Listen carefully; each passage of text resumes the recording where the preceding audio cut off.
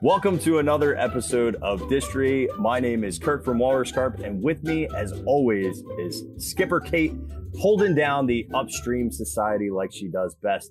Skipper Kate, the Disney Cicerone, how we doing this evening? I'm doing really good. How's the banana troop treating you? It's as goofy as ever, but we have a lot more appealing material to work through tonight. Nice. Well done. Well said. And the material we do have tonight does include a few bananas. So it's going to be, it all ties back together, right? But before we head to that scene, we're going to do the canoes, or the boats, baits, and bites area of the Jungle Cruise. That's where we're starting tonight. Right. Unless you need to go back first. Do we need to go back first? No, I don't. Okay. But we just to bring us along, we had just left the elephant bathing pool, was the last episode. So here we are moving forward into boats and baits. Yeah.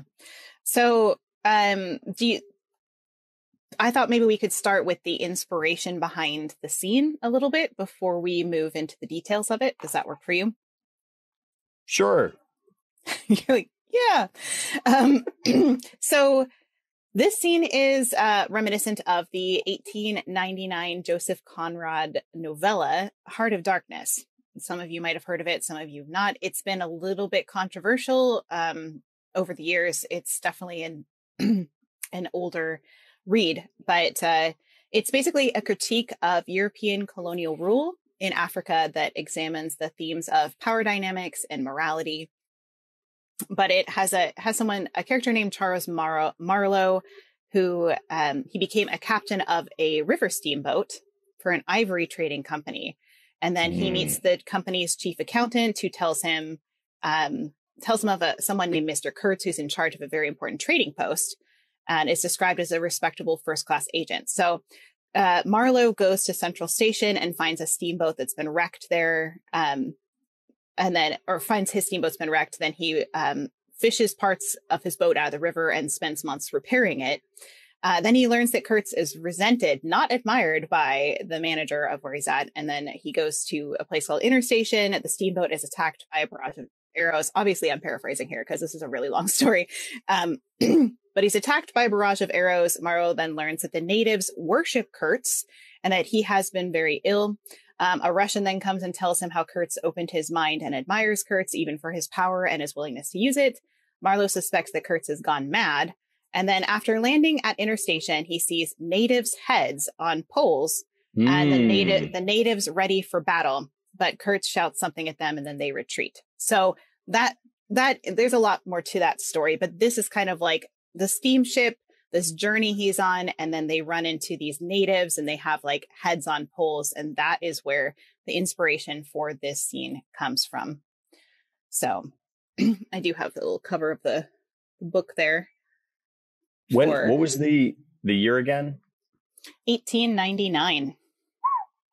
But yeah, it was published in Blackwoods magazine. That's what the cover is that you're seeing there. This is the concept art. And you do see in the background there, you can see some of those skulls lined up. You can see the canoes and the faces on them. Hang on. Let me go to my Post-it notes. Hashtag not sponsored by Post-it note. I do have the one that would be connected with this, where they talk about possibly adding a Jeep to the scene. But then I basically feel like they split up this and the Safari Outpost scene. Why don't you read the note and I will hold the heavy book? Is that fair? Yes. African canoe scene. Earth to be moved back and lowered to give more beach area and the feeling that the forest is in the same level as the beach. The reason for this is our moving sound idea with native drums. We want to feel that the natives are a menace and that they are at the level of the canoes, not up in the trees.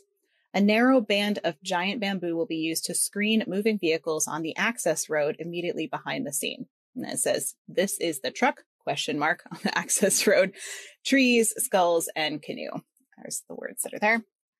And I feel like that truck is what we get used, that is flipped over in the next scene. You know, I kind of get that vibe from that truck because it's got similar headlights. You know, I know it's just very rudimentary. The access road is just the access road. Yeah, it's like their actual thing. But like, I feel like whoever drew this little drawing also kind of made like it's like it doesn't feel like it's out of place. It's a little Well, tiny truck. that's fair. The truck was Mark Davis's idea, though. So we'll get into that when we get into that scene. We'll get into that when we get into that. All right. So we're not getting into it yet. Say it that way, and I'm like, listen, we're gonna get into it when we get into it, but we're not getting into it. So don't try to get into it. I'm like the Main Street mob. We'll get into it when we get into it.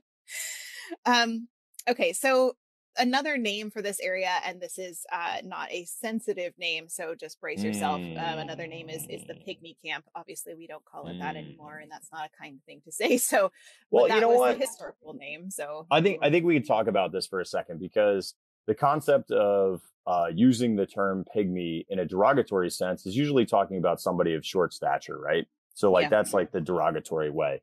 But the truth is there were pygmy tribes in Africa that would still consider to call themselves pygmies, even into the early 2000s. And if you just wanted to know, like historically, I do have a picture of 1921. I will blur out a little bit here, but you can just see that size and scope of these folks from African tribes were much, much smaller. It typically meant that somebody was less than 4'11". So in comparison to, I'm sure this guy was probably only like 5'5" anyway. So, but much, much smaller in stature, these tribes. But that's what it was for pygmies. And then they would have these canoes. So this is a good old historical one of the canoes, which looks so much more bare compared to what we have now. So like there's just a couple canoes parked on the beach. Yeah, I have more of a contemporary one before they redid this scene. But you can see, so the heads, I have a little bit of history of the heads on it. Obviously, these ones were made to look like Donald, Mickey, and Goofy, in case you didn't remember that. We did talk about that a little bit back when we did our Disneyland. And we did the queue of Disneyland, because you can see that Donald is also over the entrance to the Disneyland queue. With these animal heads, the carved heads were meant to like scare off animals or enemies on the banks of rivers. That's why they have them. Animals were a very important part of that kind of culture of the natives there along the Congo River, as they were a sustainable force of food for the natives. As a result, the natives then worship different animal gods, and the carved bows of the boats also may signify a form of worship to the spirits of these gods. So that's why they have those carved heads there. Although they're more Disney character heads than anything else, but I mean, especially the Donald one is clearly. Mm-hmm. I mean, the Mickey one is basically really goofy. I mean, the Mickey, it's just because of the horns, the way that the horns are shaped. Yeah. I feel like Goofy does not look like Goofy that much. No. I'm not feeling it. That's not Goofy at all. I mean, it's Goofy, yes, but it's Goofy. Not Goofy. I do have a picture of what it looked like on the Congo River in those areas where they would have such canoes. Oh, that's cool. Mm-hmm. So you can see a bit of the inspiration for that. Just lots and lots of canoes on the bank near these thatched huts. You know what's crazy is that happens. I'm just thinking of, I've been to a couple of museums here just locally in Florida, and they talk about that, where large pine trees, some palm, but not as much. And they called them longboats, and they had various sizes of canoes based on the amount of waves that you would get. So one of the longest that I had seen intact in a museum was about 40 feet. Which is crazy to think of, like how long that kind of canoe. But the canoes that you're showing right there, which are, I don't know, anywhere between 6 to 12 feet, would be like smaller, more like fishing in easy waters or smooth, calm waters, much like that river would be, where these other ones were made to go in ocean or the Gulf. So, which I thought was really cool. I never thought about canoe history before. Well, yeah, and you think of like the ones that are outrigger canoes or whatever, where they have like a something to balance it on the other side. Like Moana, right, had one of those. Yeah. Those definitely wouldn't be on the calmer river side. So they did. One of the things I also saw from more of the historic part of this, you can see, is these paddles. They look like paddles more than spears, but they've got the heads. No, that's actually a really famous band. That's OAR.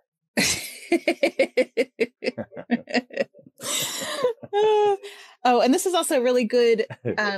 Over the years, they did make this edition of the soup pot too, that they put like human remains in to try to signify kind of like the cannibalistic idea of natives. So we have a soup pot still. They kept the soup pot, but they kind of changed it to more like cook your fish than you can see grilled, baked, and fried fish, and there's various types of fish, including mystery fish, which we all know is piranha. Can we before we get into pots, can I talk more about canoes? Yes, I wasn't taking us into pot land. Oh, I didn't.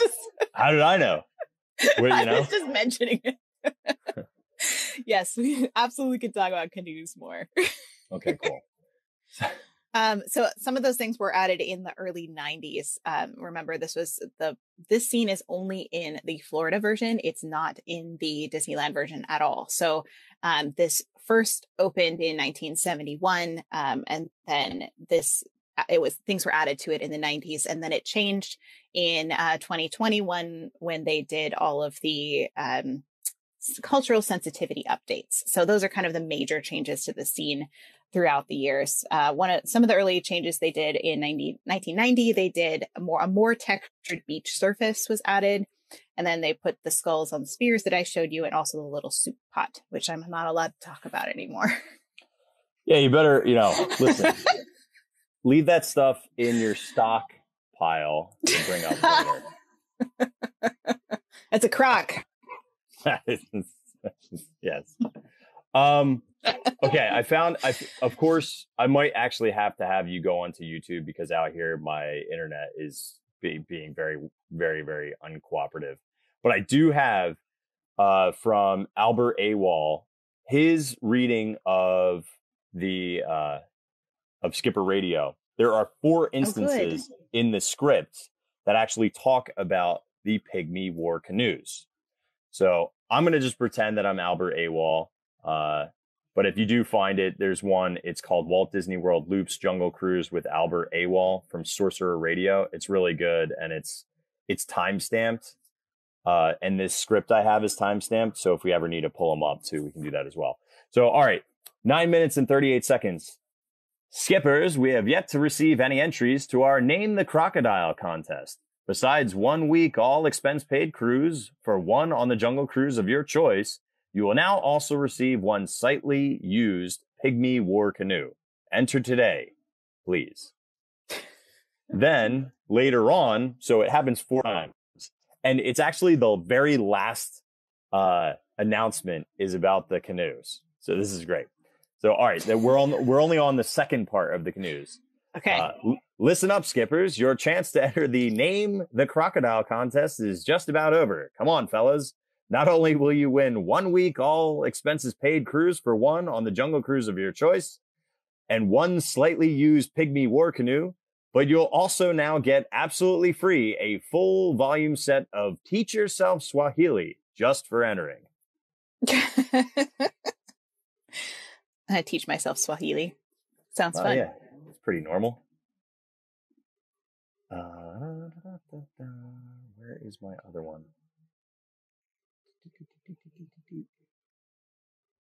Oh, I have to type in his croc. That's how I found the other one. Okay, ready? So now the contest is about to get canceled because nobody's entered the Name Your Croc. The previously announced Name the Crocodile contest has been suspended due to acute shortage of entries. If anyone has any ideas about naming our pet croc, please drop them off at the Office Depot. Not to worry, you won't have to accept any of the prizes. And now, the very, very last one. So this is at 46 minutes and 58 seconds. The last part of the script. For sale, late model war canoe, hand-carved wood interior, dual paddled and naturally air-conditioned. Interested parties should respond through the grapevine. I love that.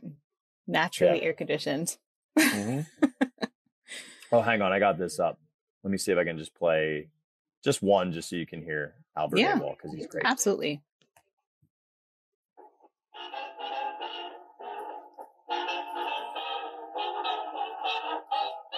Skippers, we have yet to receive any entries for our Name the Crocodile contest. Besides a 1-week all-expenses-paid cruise for one on the Jungle River of your choice. You will also now receive one slightly used pygmy war canoe. Enter today, please. The enter today, please. It's like such a cry for help. I did put that song on our Distory Spotify Walt Disney World playlist, by the way. So there you go. The full script of Albert Awol, but I was just listening to that song earlier. So, all right. So I don't have that much else about like the history beyond the change that they made to what it is now. Do you have anything else that's historically relevant to the canoes? No.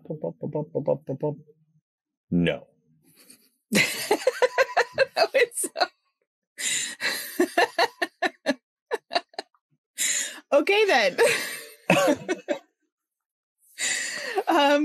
I think what we should just mention really briefly that there's another canoe that's like, well, there's a couple canoes in this, but one that we really didn't talk about this at the beginning that is in our book, that is the outrigger canoes that are in Disneyland in the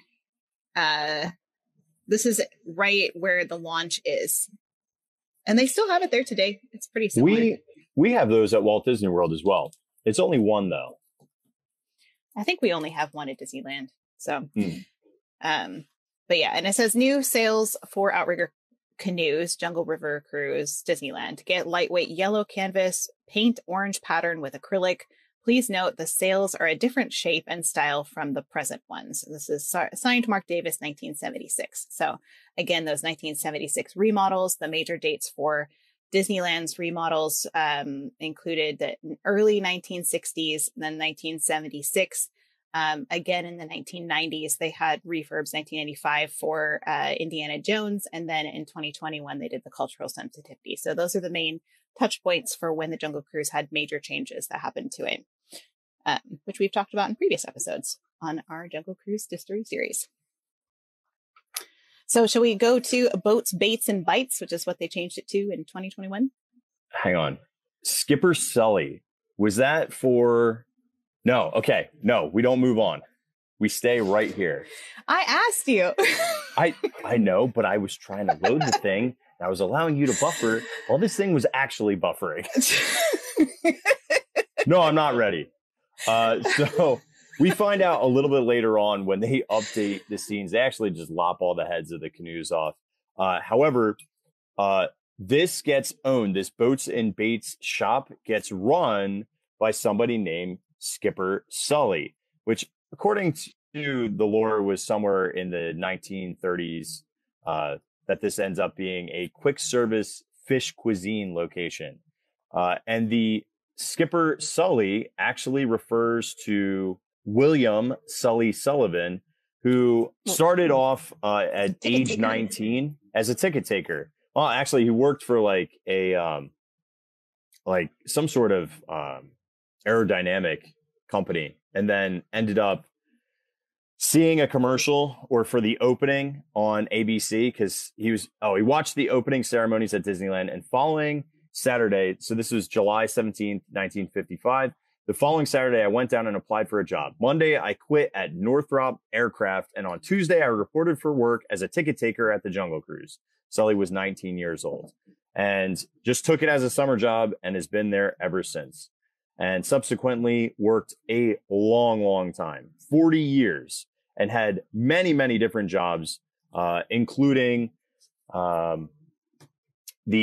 a stint as the director of PICO, Project Installation and Coordinating Office, coordinating operational design input and installation for things like Epcot Center, was the director of Epcot Operations. In 1987, he was named vice president of Magic Kingdom and was responsible for the operation of the park, including attractions, merchandising, transportation, entertainment, ticket sales, guest relations, costuming, foods, custodial, maintenance, planned work, and horticulture. Sully retired in 1993, and after 38 years with the Disney company without a regret. If I had to do it all over again, he said, do it again tomorrow. And was a big fan of Walt. But yeah. Yeah. Did you mention that he worked on the operations management for a number of Disney film premieres, like Mary Poppins at Grauman's Chinese Theater and The Happiest Millionaire at Hollywood Plantagenet's Theater? So no, I didn't. Thank you for adding that. Mm-hmm. He did a lot of things. He also has a window on Main Street. Let me see if I have that picture. Had that picture up. Okay, now I have to tell you, this is Boats, Baits, and Bites. So you did move forward because his sign is on this one. It was not in the historic one. So just to be clear, we've now moved on.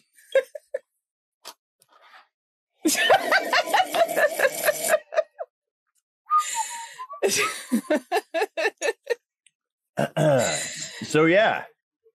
No, so Sully, according to the storyline of Jungle Cruise, if we're talking about Sully, he turned his business into a dining service which sold fish such as eels and piranhas. So I was showing you guys a sign earlier that has his name on it, but it says daily rentals, weekly rentals, halfway, half price. Ask about our used boats for sale, and then notice not responsible for damage caused by sinking, animal attacks, or waterfall acrobatics. So you can see his name at the top there. It says Skipper Sully, manager. And that's where Kirk's getting that name from. Yeah. There you go. Dude, I'm not kidding. I straight up thought we were moving on to the gorilla scene. So I was quick panic to throw it in there. I was like, moving on to the history. I got nervous. I got really nervous. I was like, oh God, I have like, there's only so much I prepped. This is like one of the things I got. No. We just clearly we need to communicate better about that. But so according to the story as well, so Boats, Baits, and Bites is a colonial outpost in the Amazon forest located on the Amazon River. The waters surrounding the shop are a great fishing spot, so that's why there's so much fish there. The establishment was located southwest of the Amazon River base and used by the Jungle Navigation Company. It was also visited by boatsman Frank Wolfe following the year 1916 when Wolfe was mapping the mystical rivers of adventure. So it was visited by Frank Wolfe, which I think is it's a good combination with making it more contemporary and with the storyline of the new live action, which I hear there's a second one coming. GNU.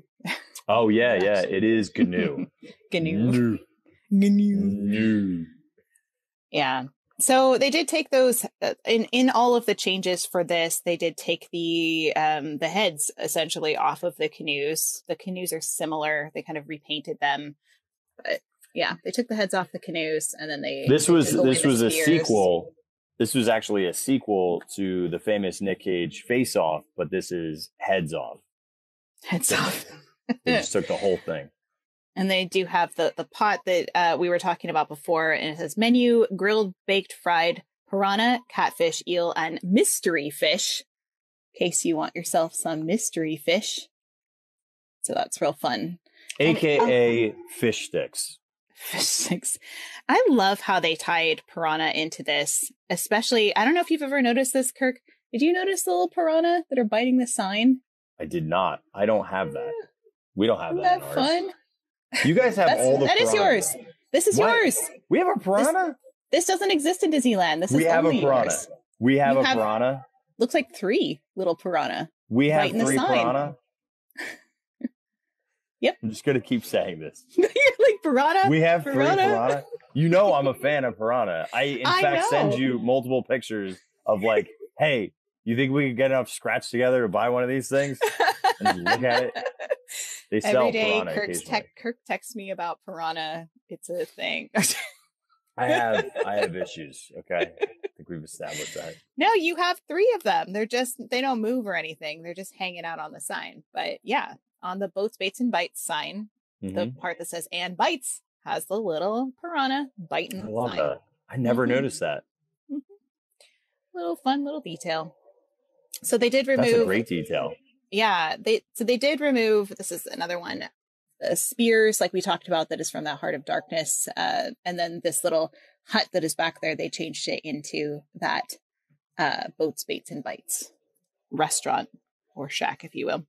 And then took out all of the native references. And they used to have drumming that was across the way that would like move, so that it sounded like it was supposed to be like intimidating. You're starting to enter into this native camp at this point. You have drumming, and the drumming isn't there anymore. So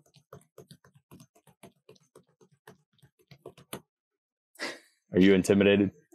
I'm intimidated when you stopped. I got scared because it's always when it the drumming stops. You thought it was coming. Yeah. Yeah. Do you have anything else for that area? No. The only other thing I have was they did have a life vest. They have a life vest that's hanging from one of the canoes, and it's moved around a couple of times. Yeah, why is that? Why is that life vest there? You gotta be safe when you go canoeing. I don't know. I've tried to figure out why it's moved, and I haven't been able to figure out, except that, WDI probably has just kind of adjusted its staging of it, which is common. They do that sometimes. So I don't know. I don't know exactly why it's moved around. Sometimes it's not there at all. Maybe somebody used it. It's hard to say. But yeah, Life Vest. So that's all I have for that section. Do you want to move? Shall we move on to the ye old gorilla camp? Let's do it. Okay. So just to revisit, what the scene we're talking about here has a lot of names. It's gone by many things. I think Mark Davis refers to it as the gorilla scene. It's also been called the Congo base camp, the safari camp, the base camp, the ransacked safari camp. You name it. It's basically the gorillas wreaking havoc on this safari tent. If you remember what was originally here, this was where we had the scene with the rhinos, which we talked about in our animal episode. And so this was one. I have this little one. There was a mama with two babies that were running around in the bushes. And that's what the gorillas replaced that in the staging when they came around. So that was only in Disneyland, the rhinos were. Where did they end up going? The rhinos, I think they just scrapped them. I don't think they actually went any. Well, let me think about that. No, I think they scrapped them. I'll have to see if they repurposed the rhino for the trap safari scene. I'll do a little research on that before. I'm guessing. Next week. I'm guessing. Yeah. That. But hey, the baby rhinos are gone. Ask me where the rhinos went. Where the rhinos go? Heck if rhino. Oh gosh. So the gorillas came in 1976 remodel for Disneyland first, and then of course they were added to Disney World when it opened in 1971. And I do have the joke for this area. They have folks, we're entering banana territory, better keep your eyes peeled. A botanist told me that the bamboo you see here can grow to be 6 stories tall. I think it's 7, but that's a whole other story. Last time I passed through, those gorillas were having a problem getting that Jeep to start. Looks like they finally got it to turn over. So it's a little reminder of our script episodes there. So before you get to that scene there, in Disneyland, there's actually a feature that was supposed to be in Disney World too and never made the cut. And I'm guessing you don't really know much about this one, Kirk, but I know nothing about it. Oh, baboons. Actually I did. I saw them. They're like this. They're going like this. Yeah. So the baboons look like this. So I just took this photo last week. This is what they look like now, but they were actually originally in the African veldt on the termite mounds in Disneyland. And then they relocated them right before the gorillas ransacking the camp. And Disney World was supposed to get this, but they basically had a phase 2 that they had planned for Disney World. But because they had to quickly add Pirates of the Caribbean, because they weren't planning on adding that attraction, it ate up the budget for Jungle Cruise's second phase. So you guys never ended up getting the baboons because of Pirates of the Caribbean. So sorry. I'm okay with that. There's a couple other things you didn't get, so we'll have to see as we go. If you're still okay with it after, but I'm okay with it. Pirates is like one of my favorite attractions of all time. So I like pirates. Yeah, I'm good I'll with it. make any discretionary budget changes just to have that, even in its curtailed, shortened, forced, begrudgingly iteration. Yeah, no, I'm with you there. I think as much as I love baboons, don't love them as much as pirates. Tell me more. As much as I love baboons. So in terms of the ransacking the camp scene, we have 4 main gorillas that are doing things in this scene in both Disneyland and Disney World, though they're staged a little bit differently. And actually throughout history, they've moved around quite a lot. So there's one that is trying on a pith helmet. There's one that's playing with a little baby monkey. Kirk is showing you the original sculpture by Blaine Gibson there. There was one that was looking into the barrel of a gun, and that one is so this one's actually the inspiration for another familiar scene that you might know from a little movie called Tarzan. So we have this scene here. That particular gorilla was the inspiration for that moment in that movie. So you can see that. And then actually, I can I be honest? I've never seen Tarzan. I know all of the music. I've never seen Tarzan. Yeah, it was like there was like that era that right after The Lion King, like I kind of fell off. Like I saw Hunchback like twice. Do you know what I mean? Like we kind of had this. I know. Okay. I know. Okay. You have to watch Tarzan because they have the ransacking the camp like thing that comes from the scene. Watch that scene. I'll just watch that scene. No, you have to watch the whole thing. Nah, I'm good. Okay, well, okay. So I went down the rabbit hole with the Tarzan thing, okay? And so there's another Tarzan connection to the Jungle Cruise. Okay. And that would be Dr. Archimedes Q. Porter, which is Jane's father. And he might look a little bit familiar to you. He looks a lot like this. Oh, yeah. Who does he look like, do you think, from the Jungle Cruise history? Oh, God. He looks like... I'll put you out of your misery. So... Please do. Harold Seiperman, who is the animator of Tarzan, he helped visually create the family of gorillas, and then he made the other characters, including Archimedes Q. Porter. He originally wanted to make Porter look more ape-like, so this is his original concept art for him to look more like that, just more monkey-esque. And then they went a different direction with it. So he said a big breakthrough with the characters came when Harold Seiperman, this is from the archives, when Harold Seiperman thought of Albert Schweitzer, a German philosopher, humanitarian, and musician. I didn't know where to go visually with this character, he said, because I didn't want to use other cartoon professor as references. So I wanted to get away from that cliche and was looking for some other kind of inspiration, and then it hit me. Some sketches I had done reminded me of Albert Schweitzer, a philosopher, doctor, musician, and humanist who founded a hospital in the jungle at the beginning of the last century. Always very much a gentleman, always in a white shirt and bow tie. Remember, they called him the Great White Doctor. Those little, like, curly hair. Yeah, a little bow tie and a white shirt. And we talked about him a lot when we talked about, I don't remember which episode that was, but when we talked about Schweitzer Falls, we talked about Dr. Albert Schweitzer. Yeah. So I'm with Jackie. I thought the same thing, but I didn't want to sound dumb. It's okay. So that's a little Tarzan connection to that. There's a couple different Tarzan connections to this scene. That's cool. That's one of them. Yeah. The fourth gorilla that we haven't discussed yet is the one that's looks, I think it was originally like shooting at the boat, like at the people, like kind of playing with the gun and like maybe shooting people. But I think it changed now the direction that they point him is that actually at these like now they say petrol, but the little gasoline flammable things those that are red in the little water. fuel tanks. I think they adjusted that so that now that it's pointed that direction instead. So because I can see this is one from now. He's definitely more pointed down towards the water. This is what he looks like now. He's not pointing at the boats per se.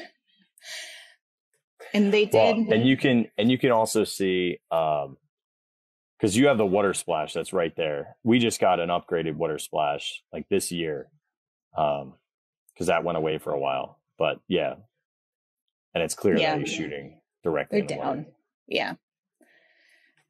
So those are the four main characters, if you will, of the scene. We do also have that turned over. Well, I should mention that the explosion in the water, since we're talking about that didn't get added until recently, like 2021, 2022, to the attraction. And before that, it did that was never at Disneyland? It is now, but it wasn't. That was never like a thing. I swore that we just got it like recently, and Disneyland's always had it. No, it's a recent addition. Mm-hmm. Oh, that's cool. Yeah, and so they used to have something floating in the water that said gasoline, and now they changed it to say petrol, which I think is so much more appropriate for the, and the British. But you can see it says petrol now, so it's changed just a little bit. Petrol, get some petrol. A liter of petrol. So the other things that are in the scene, I think one of the big ones is the truck, which we mentioned earlier. And that it is trying to turn over. Now this was actually moved. So you're showing the Disneyland one. Let me show the Disney World one. Looks like this, which is actually on the other side of the scene. And I can't remember the wheels turning on Disneyland recently, but I might not have been paying attention. But I know for sure in Disney World they turn. And that's how Mark Davis intended it to be. Also, they made notes about how to restage this scene. Can you show that, Kirk? I don't remember what page it's on. This one. Do you have this one? Mm-hmm. Okay. So on this gorilla scene, this was how they were like restaging it for Disney World. It says they have to paint the retaining wall green to match the foliage. They had to relocate the tent and car position, so they moved the tent over to the left a little bit, and then they moved the car from one side to the other. Then there's a false passageway with tire marks, and then they slope the surface so the tire marks are visible from the boat. So those are some of the adjustments they made. But look, this is for Disney World, Kirk. Do you see something to the left? Do you notice something on the left side? We don't have a gorilla in a croc. Mm-hmm. But you were going to before the budget cuts. Oh, I know. well, whatever. That's what I said. I'm okay. I'll live with it. Like I can look at it there. We'll get into that in just a minute. I've got a few more things for this scene before we totally go into that, but I just wanted to point that out. So we have to talk about, okay, so the turned over car, Mark Davis said, I had them turning the Jeep upside down while the wheels were still running and they were looking at all the things. So that was clearly the car turning over was done by the gorillas. That was the intention for that scene. And then I have crates. I have crate history, which I'm very excited about. Crates. Please. I saw the one with wet on it. Yeah, if you want to pull up that one. So there was one that used to say, at least as of 2002, it used to say Wed Safari. So, of course, that's Walter Elias Disney. Wed was what Imagineering used to be before they changed its name. So that was on there. And they also had one, I'll see if I can pull it up. When they changed it, they don't have it anymore that I have seen. And they do change between Disneyland and Florida a little bit. They're not exactly the same. Here's the Wed Safari. Yeah. Looks like that. And then the I'm just going to name some of the other ones, but there is one that says munitions, one that says Safari and Company, which you can see in that one. It says rifles, that is the one that's kind of on its side. Munition, there's a once upon a time, I don't know if it's still there. There's one that was like a big one, almost looks like a door that's standing upright, and it says "use no hooks" on it, which I think it was just at Disneyland. I don't think it was at Disney World. But the one that I love, that I have seen, I think I saw this one recently, there is one that is called Lightum and Hide. Like Lightum. It's Lytum and HYD. Is that on like a dynamite or a TNT thing? Okay, so it's explosives. Mm-hmm. It says Lightum and Hide Explosives. The Lightum and Hide Explosives Company are an American business of dynamite, gunpowder, and blasting caps manufacturers. The company is based out of Sparks, Nevada. It's a fictional business from the attraction Big Thunder Mountain Railroad. Oh, I love that connection. Mm-hmm.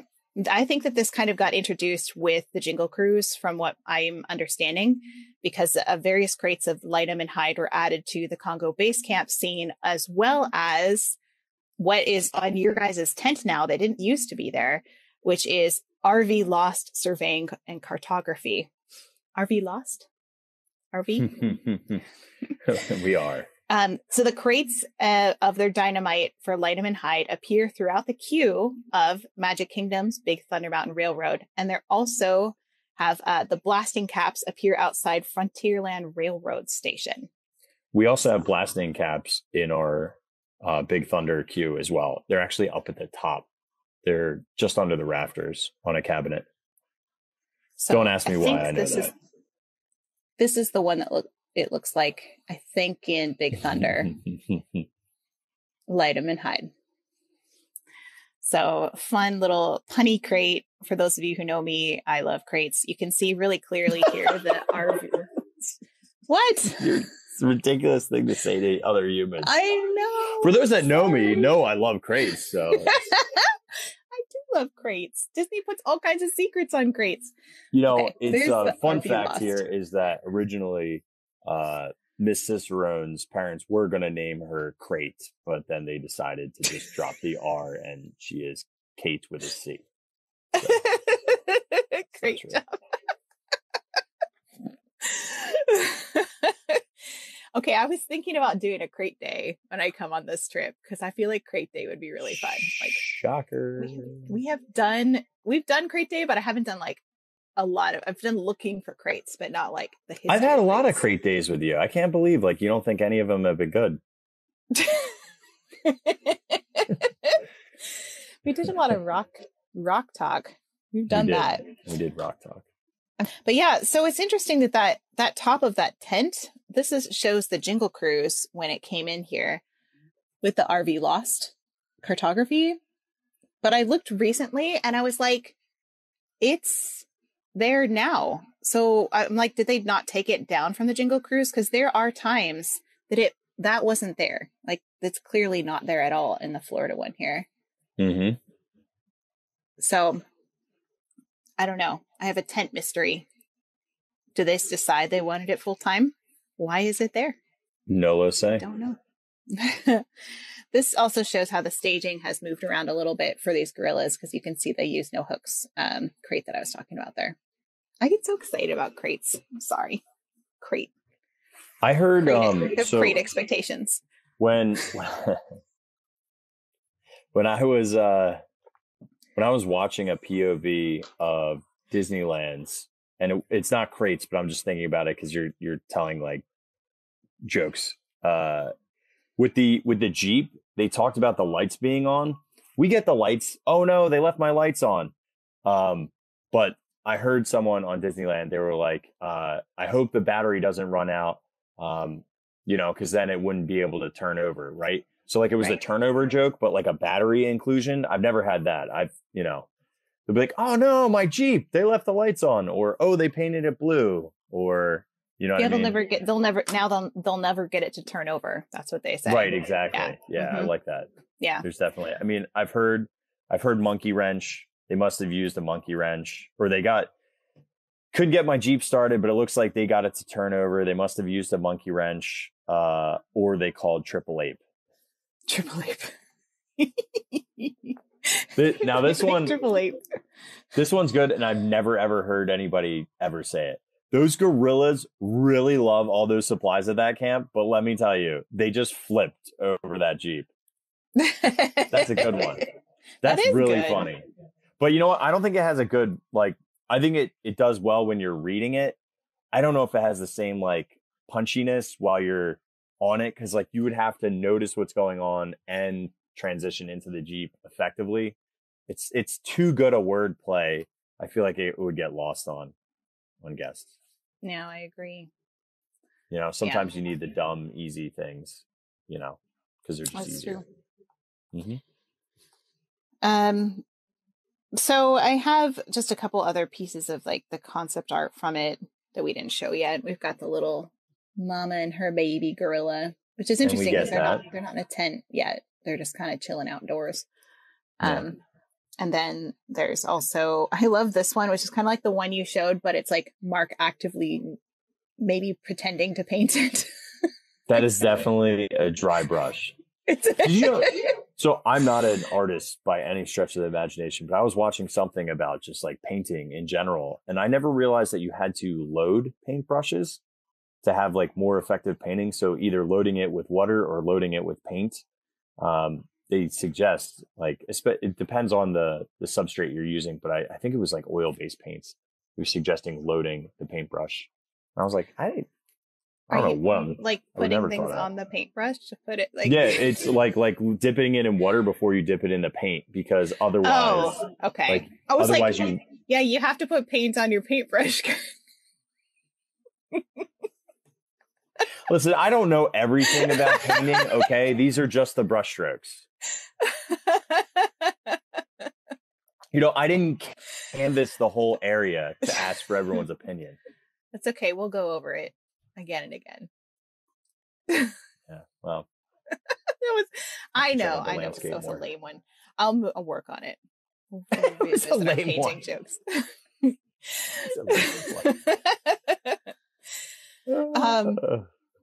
Okay, so before we leave the gorilla area, there's one more gorilla, but he's separate from the other ones. That's why we kind of already mentioned him a little bit. And that would be our good friend, Mr. Punchy Gorilla, which is taking out this gator, or at least he is in this concept art. But they said the effect like just never really worked like they had wanted. And so he was there for a little while like this. This is what it looks like in Disneyland. So Disney World did never get this scene again because this was part of their phase 2 budget, but I can show you where it was supposed to be. They even built the structure for it. See?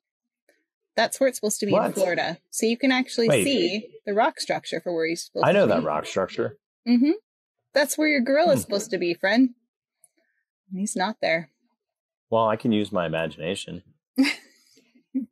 Go, man, that croc really deserved it. You got him, dude. People are like, what is he talking about? he's okay. He's on it. Oh gosh. He's on his own jungle cruise. Now this is more current. This is what it's been for a long time, is him just like reaching for these bananas on a crate. Sometimes he's actually holding a banana. I've seen that too. It's bananas. I don't know. I'd rather him holding the bananas, to be honest with you. Yeah. So for this one, the joke is, well, you look at that. Some of the camp's food made it downstream, but I don't think it's going to waste. That's one of them. For Mark Davis said, and then there was this gorilla, which had hung around for years. So he had originally designed this in 1963, but it didn't get added until 1976. So it didn't get in that first like remodel time when they added a lot of the initial kind of gags to the attraction. They put it in 1976 instead. And it kept saying, well, the people on the far side of the boat will never see that crocodile. And but Walt said, oh no, you can work it out. So they do. So he kind of argued with Walt saying like, this isn't going to work. And Walt was like, nah, go for it anyway. And then Wayne Jackson said, we spent a lot of time on the gorilla. It was hard because what we had to do with the positioning of it and everything, and the gorilla kind of swung at it. We could never get it like he was actually going to punch him. So it wasn't a very effective gag. It was just like kind of like, it looked like the, gator was going to get, or crocodile was going to get him. But it just never really worked all that well. So Yeah. Which is a bummer. So you don't know until you try. It's true. I do have some Albert Awol jokes from this. Do you have any of those? Okay. I have jokes, but they're not good. So I'd like to hear yours. So this is from the Albert Awol script. He says, let's see, he tries to contact the owner of a Jeep, which the guerrillas flipped. And then he comments on the guerrillas have stolen the skipper's film projector, which postponing movie night, which is a whole thing. So the guerrillas, we didn't even talk about the backstory of this yet. We didn't even go there. So the backstory of the ransacked camp was used by big game hunters and the Jungle Navigation Company in the 1930s as an outpost within the Congo basin of Africa in a region known as guerrilla territory. The camp was often ransacked by a troop of guerrillas, resulting in Alberta Falls documenting it as a horrible camping spot. Guerrillas were interpreted by the Adventureland Guerrilla Theater Company by journalist Thompson J. Gazelle of the Daily News newspaper. And there is a book by Thompson J. Gazelle in Skipper Canteen entitled Guerrilla Theater. So that refers to this.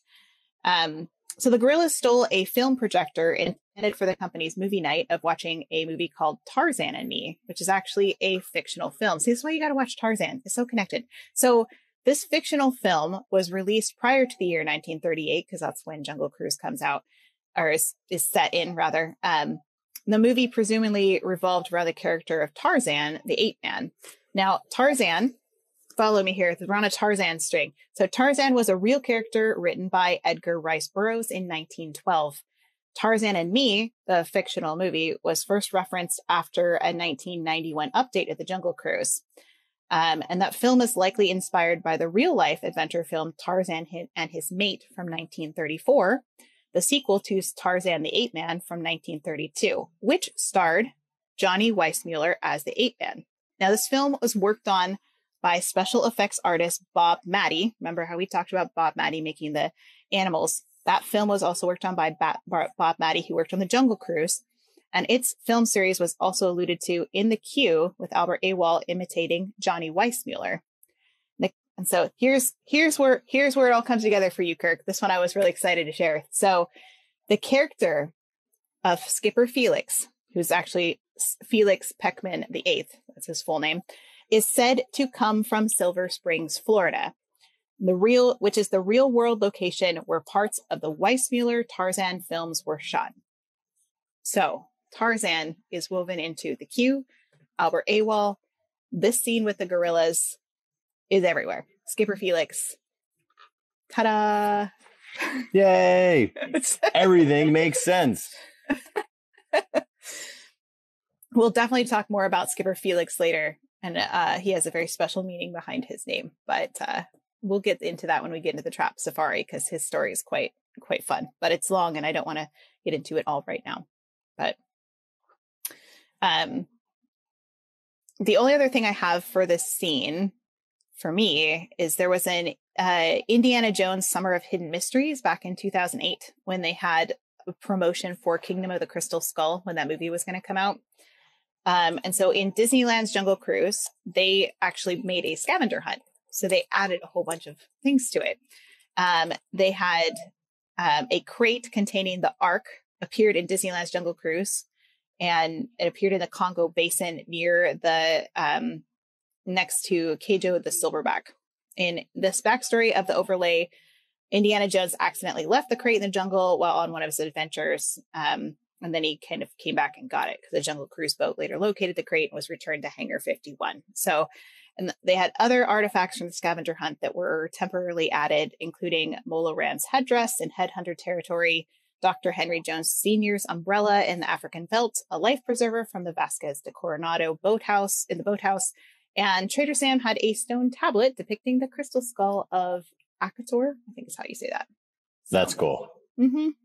It was all just temporary for that summer of 2008. So none of it is there anymore. I love when they do overlays like that. Mm-hmm. Just a little something to tie into other elements and what's actually happening in the real world. Yeah, let me double check. I found all the things. I was trying to see if I could find scavenger hunt pictures. I couldn't. Yeah, I couldn't find any either. I have ones of this gorilla again. Good old Punchy. Thump.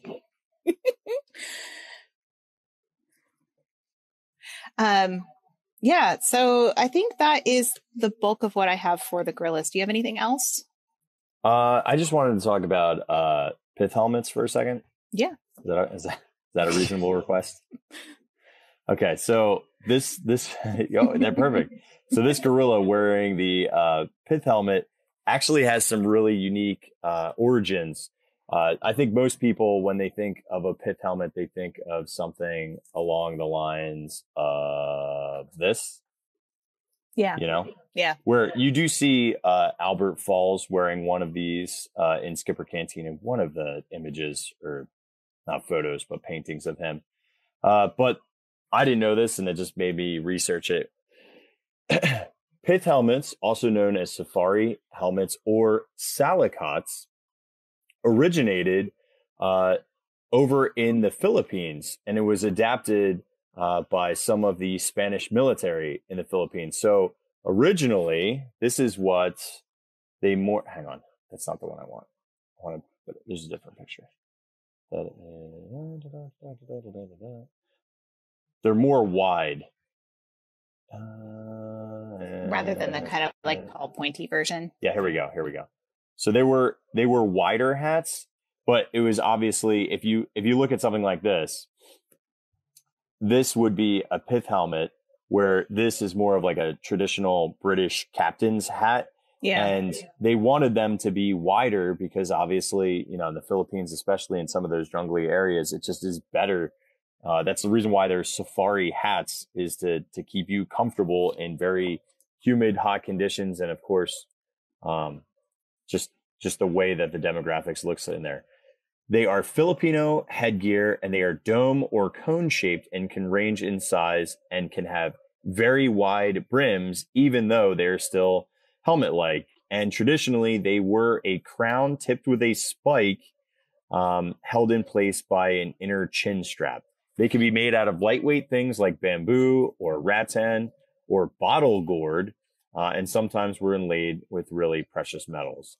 But it wasn't until the Spanish military in 1862 and later on the French Tonkin Expeditionary Corps in 1885 started wearing pith helmets as well.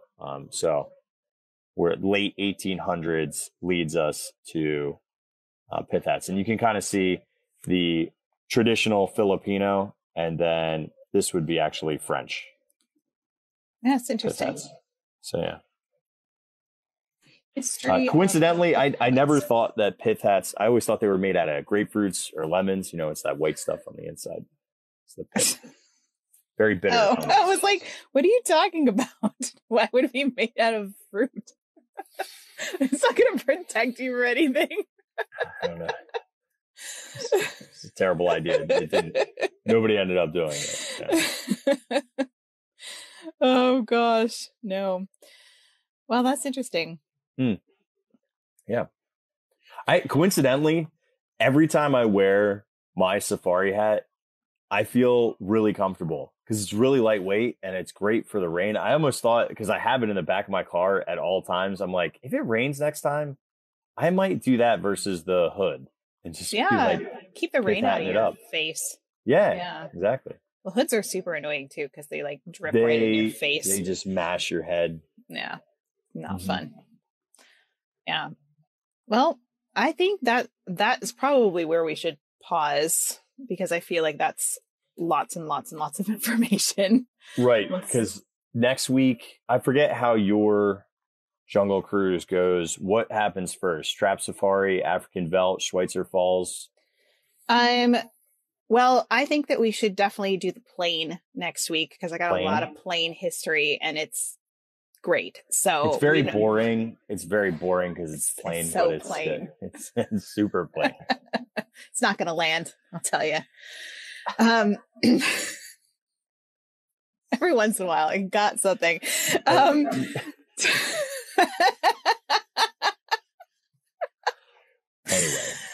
Okay. No, I think that we should do the African veldt after that. Okay.